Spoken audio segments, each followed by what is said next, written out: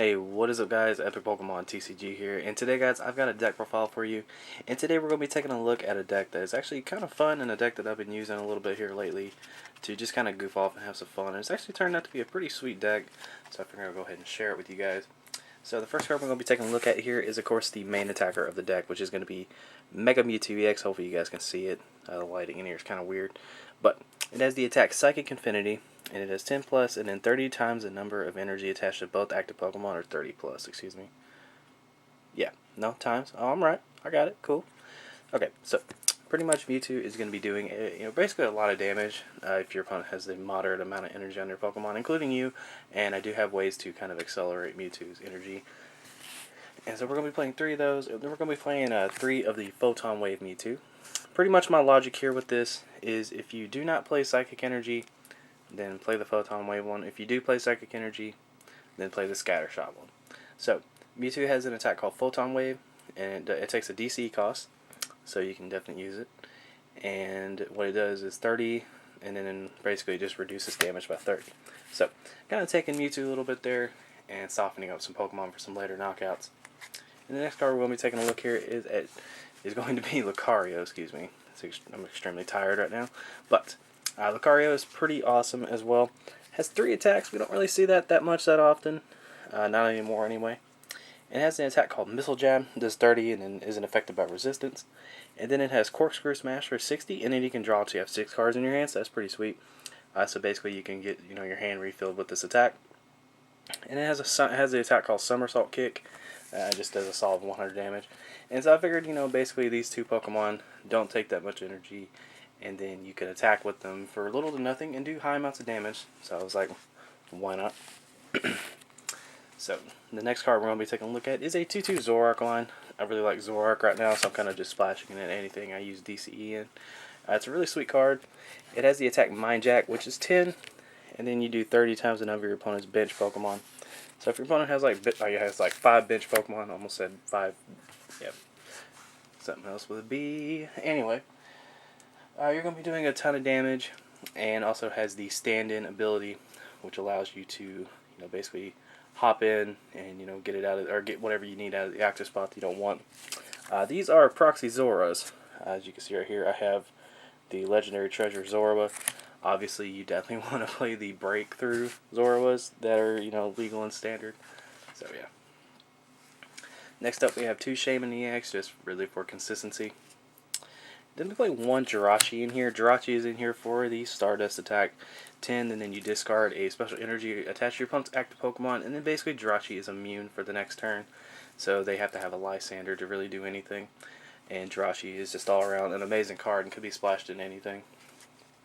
And then we'll finish it off with 1 Hoopa. So Hoopa is in here for the Scoundrel Ring ability, just being able to grab 3 EXs out of your deck and get everything set up.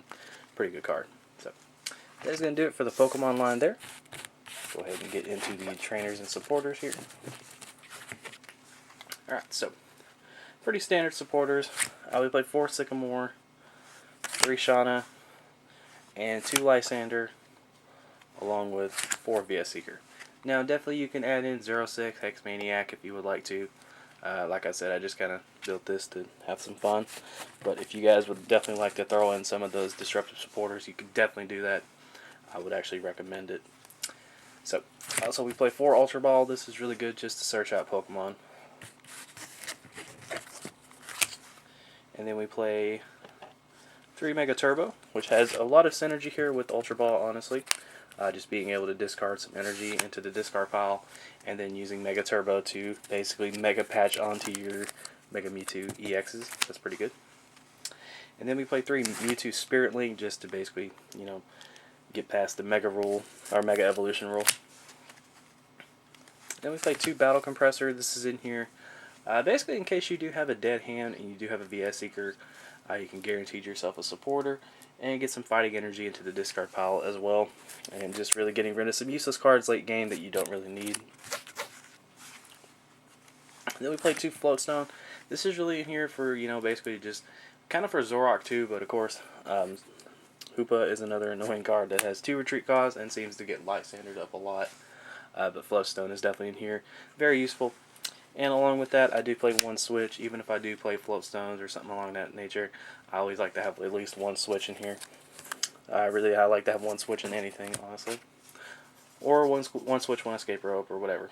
But it's kind of up to you. I do play one super rod. I was going to go with Sacred Ash in this list, but I don't know. I like super rod for some reason. You can definitely do either or if you would like to. One muscle band. Now, I did play two, but I just found that I really didn't need the second one for some reason. I just kind of found, like, I don't know, I had weird situations. I was like, I don't really need the second muscle band, but if you would like to put in two, definitely do that. And that's mostly in here just to kind of hit harder with Lucario. But since we do play the Spirit Links, the Float Stones, and whatnot, the muscle bands kind of get outshined. So I do play just one here. And then to top it off here, finish it, I play 3 Skyfield. This is my stadium of choice because your bench space does get pretty full with this. Also, if you have that Skyfield out, it'll kind of encourage your opponent a little bit to start racking up their bench. And like late game, you can start basically hitting hard with Zoroark. You'd be really surprised whenever people get in pretty tight situations, they have to start filling up their bench. But energy, we have 4 DCE. And then I think we have 7, 2, 3, 4, 5, 6. Yep, we have 7 fighting. And basically the fighting's just in there because you play Lucario. Anyway, hope you guys enjoyed the video. And if you did, make sure you give it a thumbs up and subscribe for some more content. Like I said, this is just a deck that I really goof off with and kind of have some fun with. And I'm actually about to take it apart here, but I will be rebuilding it just because I want to play something else for my league challenge I have in the morning. So yeah, figured I'll go ahead and do this video. But you guys are amazing. I love you. And as always, this is Epic Pokemon TCG signing out. Take care, guys.